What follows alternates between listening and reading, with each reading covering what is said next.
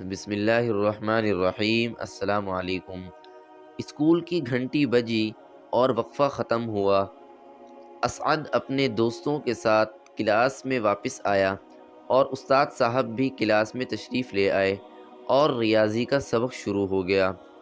طلبہ کو اس سبق کا شدت سے انتظار تھا کیونکہ ماہانہ امتحان کا نتیجہ آج ہی استاد صاحب نے سنانا تھا۔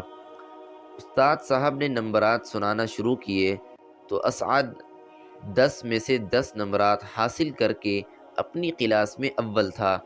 اس نے اللہ تبارک و تعالی کا شکر ادا کیا۔ اسی دوران استاد صاحب نے احمد کے نمبرات کا اعلان کیا کہ احمد نے 10 میں سے صرف 2 نمبر حاصل کیے ہیں۔ احمد پر سکتہ طاری ہو گیا اور افسردگی چہرہ پر چھا گئی۔ اسعد نے جب یہ منظر دیکھا تو اپنی خوشی بھول کر احمد کے غم میں شریک ہو گیا، اس لیے کہ اسعد اور احمد دونوں گہرے دوست تھے۔ سبق ختم ہوا، استاد صاحب کلاس سے چلے گئے۔ اسعد اپنی جگہ سے اٹھ کر احمد کے پاس آیا اور کہا، احمد کوئی بات نہیں، آئندہ بھی امتحان ہوں گے، اس میں اچھے نمبرات آ جائیں گے، فکر نہ کرو۔ احمد نے جواب دیا، آئندہ بھی اچھے نمبرات کی کوئی امید نہیں ہے، میں ریاضی میں بہت کمزور ہوں۔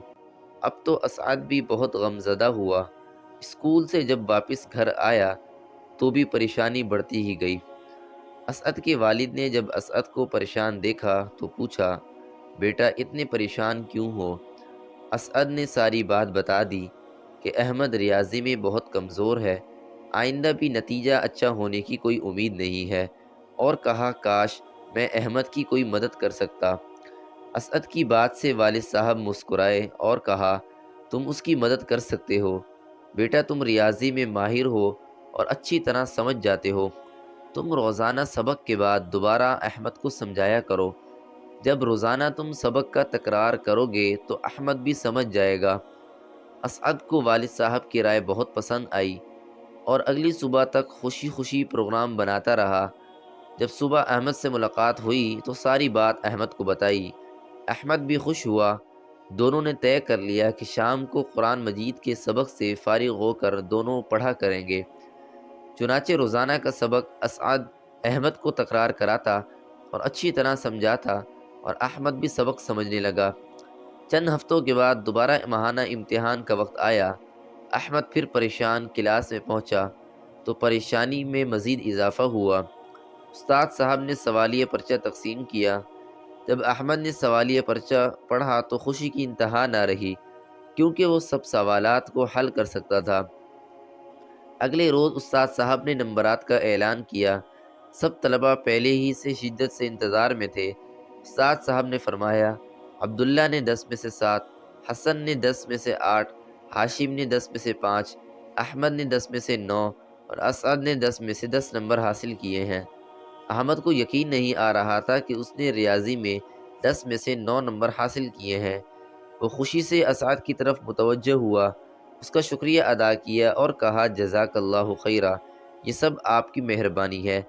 اسعد نے مسکراتے ہوئے جواب دیا، نہیں نہیں، یہ سب تمہاری محنت، لگن اور کاوش کا نتیجہ ہے۔ آپ کو بہت بہت مبارک ہو، اللہ تعالی مزید ترقی نصیب فرمائے، آمین۔ فائدہ: آپ بھی اپنے ساتھیوں کی اسی طرح مدد کرتے ہیں۔ اگر جواب نہیں میں ہے تو اس واقعے کو پڑھ کر ضرور مدد کرنے کا ارادہ کر لیا ہوگا۔ بھائی دیکھیں نہ اس میں نقصان کیا ہے بلکہ فائدہ ہی فائدہ ہے۔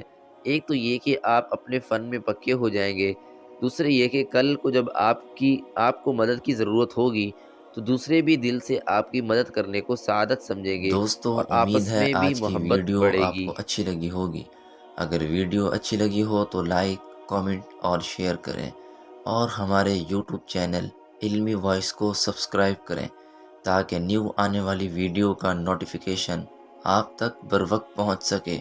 اسی کے ساتھ ہی میں آپ سے اجازت چاہوں گا۔ ملتے ہیں نیکسٹ ویڈیو میں ایک دلچسپ اور سبق آموز واقعے کے ساتھ۔ تب تک کے لیے اللہ حافظ۔